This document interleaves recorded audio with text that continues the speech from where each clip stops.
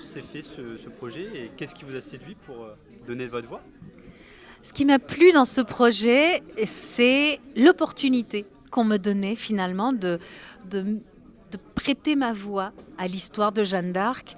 Je m'étais un peu fait moi-même porte-parole de cette histoire en reprenant la pièce de théâtre de Thérèse.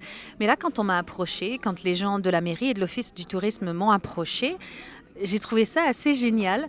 C'était comme si on me disait, on adoube le travail que vous avez fait, vous êtes digne d'être associé à la mairie d'Orléans. Et, euh, et ça m'a rendu, je ne vais pas vous le cacher, plutôt fière.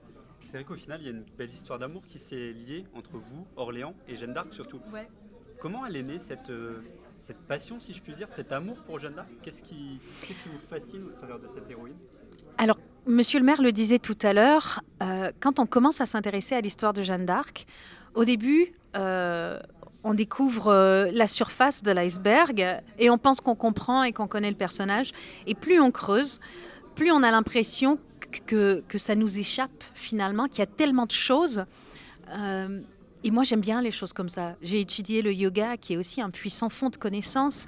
Euh, Thérèse de Lisieux, on peut la lire, la relire, la re-relire. On va toujours comprendre quelque chose de nouveau. On va toujours se dire, ah, ça, j'avais pas pigé ce qu'elle voulait dire. Et j'aime bien les histoires réelles. J'aime bien l'histoire et j'aime bien ces personnages qui nous apprennent tant sur eux-mêmes que sur nous-mêmes. Et, euh, et je ne sais pas comment on se passionne pour quelque chose, mais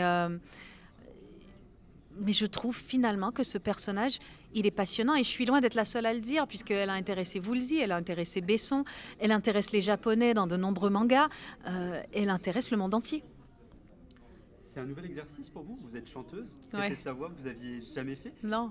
Comment ça se passe? Combien de temps ça prend? Alors, Est-ce que c'est un exercice qui vous a plu? c'est un exercice qui m'a beaucoup plu d'enregistrer cet audio guide. Ça a pris une journée de studio pendant laquelle j'avais déjà reçu des textes. Ce n'est absolument pas moi qui ai rédigé les textes. Tout ce que j'avais à faire, c'était aller lire en ayant un débit correct, en ayant suffisamment d'expression, mais pas trop non plus, parce que c'est pas une pièce de théâtre, c'est un audio guide. Et il fallait trouver un juste milieu entre tout ça. Normalement, sur scène, j'ai les notes de musique qui m'aident à faire vivre le personnage. J'ai ma présence physique, mes expressions de visage qui me permettent aussi de raconter l'histoire. Là, j'ai que la voix. J'espère avoir réussi le pari. Et justement, sur ce pari-là, euh, il y a beaucoup de choses, beaucoup d'éléments sur l'histoire, la culture. Est-ce que vous aviez lu? Est-ce que vous aviez travaillé au préalable? Évidemment que déjà en préparant l'album, j'avais travaillé puisque la version que nous propose Thérèse est une version très personnelle de l'histoire de Jeanne d'Arc. Donc avant d'en faire des chansons, avant de raconter, de parler dans les textes interchansons, il me fallait un minimum de culture qui, elle, allait être puisée dans du factuel et non pas dans de l'émotionnel, dans du ressenti.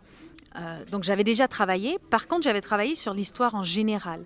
Là, ce que ça m'a permis, c'était d'approfondir l'histoire d'un lieu. C'est un pan de l'histoire de Jeanne d'Arc que je peux approfondir plus particulièrement. Et ça, c'est intéressant et c'est un travail que je n'avais pas fait en amont.